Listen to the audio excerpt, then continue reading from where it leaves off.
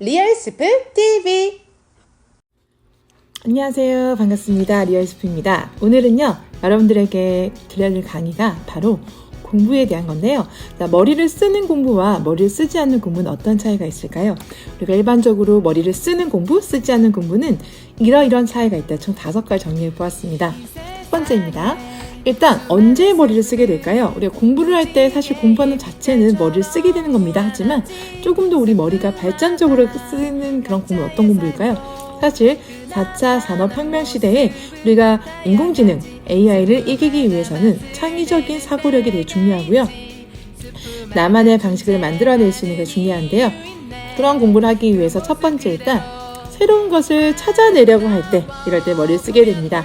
예를 들어서 어떤 문제를 해결하거나 또는 내가 새로운 방법을 찾고자 할 때는 그걸 찾으려고 계속 머리를 쓰게 되고 찾게 되고 또 고민하게 되잖아요. 그게 머리를 쓰는 것이고요. 또 나만의 방식을 만들려고 할 때, 예를 들어서 우리 필기를 한다 했을 때도 그냥 베껴서 쓰는 것이 아니라 내가 나만의 방식으로 내가 가장 잘할 수 있는, 또 내가 잘 알아먹을 수 있는, 그리고 내가 잘 이해할 수 있는, 그리고 또 이해하는 방식이라든지 암기하는 방식이라든지 또 그런 것들을 좀 체계적으로 정말 나 방식으로 정리해 놓은 그런 노트 필기 있잖아요. 그래서 나만의 공부법, 나만의 암기법 이렇게 해서 뭔가 만들어내는 그런 과정 속에서 머리를 쓰게 됩니다. 그런 것들은 나만의 방식을 만들 때고요. 세 번째는 탐구 활동을 하면서 문제를 해결하고 하려 할 때가 있는데요. 이 탐구 활동이라 하는 것은요, 뭔가 예를 들어서 논문을 준비한다거나 실험을 한다거나 또 실험을 설계한다거나 예를 들어 우리 대회 같은 경우에도 탐구대회 같은 거 있잖아요. 그다음에 발명대 같은 것도 있고요. 그리고 상위사고력 대회도 있고요. 그리고 자유탐구 대회도 있고요. 탐구 활동하면서 진행하는 그 동아리 활동도 있고요. 그래서 이런 모든 활동들을 할 때 머리를 쓰게 됩니다. 그냥 단순하게 다른 친구가 하는 거를 그냥 보고 수긍하는 것이 아니라 그 과정 가운데 어떤 것이 더 잘 될 수 있을지, 또 문제를 어떻게 해결할 수 있을지, 어떤 실험 방법으로 어떠한 재료로, 그리고 무엇을 알아보려 할지, 그리고 없는 실험 방법을 만들어내려 할 때도 바로 머리를 쓰게 됩니다. 그 다음엔요, 어려운 문제를 풀어낼 때도 마찬가지겠죠. 쉬운 문제는 술술 풀어내기 때문에 그냥 단순하게 연산하는 건요, 훈련은 필요하긴 합니다. 하지만 어려운 문제를 해결하기 위해서 계속 머리를 생각할 때 중요하죠. 그래서 머리를 쓸 때는 사고력 문제라든지 어려운 경시 문제를 풀 때도 머리를 쓰게 됩니다. 그런데 그런 문제를 풀어내면서 성취감을 느끼면 더욱더 재미있게 되겠죠. 하지만 그 문제를 내려고 하는 적극적인 어떤 의지가 있는 상태에서 어려운 문제를 풀어낼 때 바로 머리를 쓰게 될 것입니다. 그렇지 않으면 어렵다고 해서 포기할 수도 있습니다. 자, 그 다음엔요, 누구나 다 불가능한 일이라고 생각하는 일이 있을 수 있잖아요. 그런데 이건 좀 불가능해, 이건 하기 어려워 라고 생각하는 것이 있는데, 그런 것들도 불가능한 것을 가능한 일로 한번 도전해보자 라고 하는 새로운 도전을 시도할 때 그때 머리를 쓰게 됩니다. 어떻게 하면 이 불가능한 일을 가능하게 만들 수 있을까라고 생각하면서 고민하게 되죠. 그리고 또 어떻게 하면 할 수 있는지 방법을 찾게 되죠. 이럴 때 머리를 쓰게 됩니다. 그러면 우리가 학습하는 과정 속에서 생각해 볼게요. 자, 언제 머리를 쓰는 공부일까?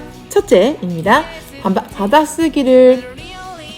언제 머리를 안 쓰게 될까인데요.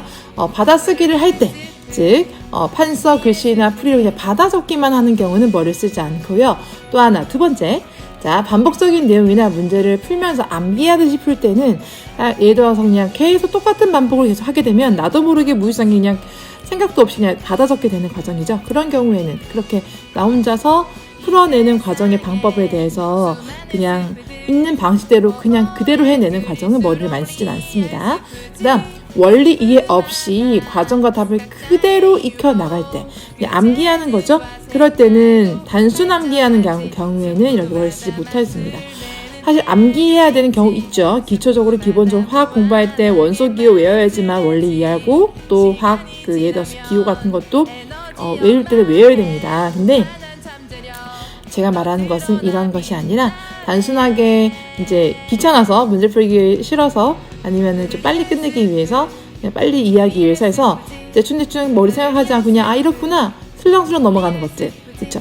내가 고민해서 힘들게 푼 것이 아닌 것들이 되겠습니다. 자, 그 다음에 또 머리를 안 쓰는 공부는요. 일단 수동적이며 패턴이 일정하게 있는 형태로 공부할 때입니다. 예를 들어서 이제 그냥 스스로 공부하려고 의지를 가지는 것이 아니라 뭔가 수동적으로 억지로 해야 되는 경우, 즉 즐겁게 공부하지 않을 때는 즐겁게 공부할 때보다도 머리를 쓰는 것을 더 귀찮아할 수 있습니다. 그래서 항상 중요한 게 뭐냐면 동기부여가 되게 중요합니다. 동기부여가 잘 되어 있지 않은 공부를 할 때는요, 그 공부에 대한 의욕과 기쁨이 줄어들기 때문에 그만큼 더 훨씬 더 의지적으로 하지 않는 부분에 있어서는 의지적으로 하는 부분보다는 머리를 덜 쓰게 될 것입니다. 그래서 수동적이거나 패턴이 일정하게 있는 형태로 공부할 때, 또는 코스로 공부하는 의지가 약할 때, 억지로 공부할 때는 이렇게 머리를 좀 많이 덜 쓰게 된다는 것입니다. 그래서 뭔가 머리를 더 잘 쓰면서 할 수 있는 공부 어떻게 하면 좋을까요? 첫째, 왜 그렇게 될까라고 해서 의문을 가지고 원리를 이해하려고 하는 공부를 하면 좋습니다. 그래서 왜 그럴까 하면서도 그 원리를 이해하면서도 곱씹어가는 과정을 통해서 머리를 쓰게 되고요. 두 번째는 스스로 공부하려고 할 때 즐겁게 공부하는 것입니다. 즉, 자기 주도학습을 하게 되는, 스스로 의지를 강하게 먹고 하게 되는 경우죠. 근데 사실은 스스로 이렇게 강하게 의지를 먹고 공부하는 것이 쉽지는 않습니다. 이럴 때는요, 사실 옆에서 누가 코칭해주는 코치가 있다면, 좋은 선생님이 있다면 도움을 받을 수 있겠죠. 일단 본인이 공부하고자 하는 중요성은 알고 있지만 스스로 공부하는 쉽지 않을 때는요, 이렇게 좋은 선생님과 함께 코칭을 받으면서 공부하면 되겠습니다. 그 다음은요, 프로젝트 활동을 할 때입니다. 대회를 준비하는 과정이나 비교과 활동이나 영지연 학습 과정이 있는데요. 어떻게 보면은 정답이 없는 문제를 해결할 때, 뭔가 만들어내려고 할 때, 그럴 때 머리를 쓰게 됩니다. 그래서 사실 쉽지 않습니다. 보통 일반적으로 제가 수업을 할 때도요, 발명대회를 준비한다거나, 탐구대 할 때 주제를 찾을 때, 또는 예를 들어서 어떤 실험, 어떤 주제에 따른 설계를 할 때 쉽지 않습니다. 이런 것들은 사실은 참고할 수 있는 자료들이나 다른 논문들을 찾아가면서 이렇게 했구나라고 해서 비슷하게 좀 발전시킬 수도 있겠지만 전혀 없는 것들을 만들어내는 과정이 정말 어렵습니다. 그래서 이런 과정을 끊임없이 노력하고 잘 하려고 할 때, 해내려고 할 때 머리를 쓰게 됩니다. 그 다음엔요, 학습하는 그 내용을요, 나만의 방식으로 정리하거나 나만의 방식으로 이해하려고 하고, 또 사실 그 나만의 방식 이해하는데 그게 좀 힌트가 어긋나면 좀 안 되겠죠. 그럼 이해하는 게 어려우니까 어느 정도는 검증이 된 방식으로 해야 되는데, 그 검증된 방식은 일단은 교과서나 책이나 문제집이나 나와 있는 내용들을 참고해서 나만의 방식으로 공부를 하면 좋겠습니다. 그리고 또 원리를 이해하고 난 후에 문제를 스스로 풀어내고, 또 하나는 틀린 것이 왜 틀렸는지 오답을 정리하는 과정 속에도 생각하게 됩니다. 그래서 채점을 하고 난 이후에 틀린 문제가 있을 때 그 틀린 문제를 그냥 정말 모르기 때문에 생각하다가 안 될 때는 이제 답안지를 보고 이렇게 하는구나 라고 이해하고 다시 내가 스스로 문제를 풀어낼 수 있는지를 한번 다시 정리하는 시간이 필요한데요. 그러면서 머리를 쓰게 됩니다. 그런데 이거에 대해서 그냥 바로 답을 보고 이렇구나 그냥 쉽게 넘어가 버린다면 금방 날아가 버리겠죠. 그래서 자기가 혼자 스스로 문제를 풀어내기 위해서 노력도 하고요. 또 오답 정리를 하면 너무 좋은데, 오답 정리할 때도 본인이 다시 왜 틀렸는지를 고민하면서 다시 혼자 풀어보거나, 아니면은 답을 통해서 유추해보거나, 아니면 진짜 모르겠으면 해발표를 보지만 나중에 다시 본인이 혼자서 스스로 풀어내는 그런 과정이 필요합니다. 그래서 문제를 엄청 많이 풀어서 훈련해가지고 잘해야 되는 과목도 있지만, 문제의 개수보다도 문제 하나하나의 그 내용을 잘 이해하고 스스로 풀고 이해하는 그 자기 거를 만들어내는 과정이 중요한 경우도 있습니다. 그래서 친구들에 따라서 특히 이제 수학 공부할 때 문제 많이 풀잖아요. 근데 수학 공부하는 방식에 있어서도 문제를 많이 풀어내면서 그걸 익혀내는 과정에 친구가 있는 반면에, 또 문제 개수는 적지만 하나하나 문제를 생각하고 고민하면서 제대로 풀어내는 것도 중요합니다. 그래서 실수를 하지 않으려고 훈련하기 위해서 막 엄청나게 많이 문제를 풀 수도 있잖아요. 학교에서 내신 시험에서 만점 받기 위해서요. 실수하는 친구들은 그렇게 가능할 수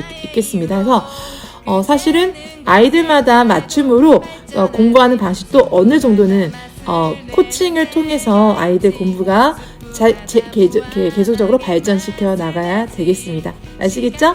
지금까지 머리를 쓰는 공부, 쓰지 않는 공부에 대해서입니다. 안녕.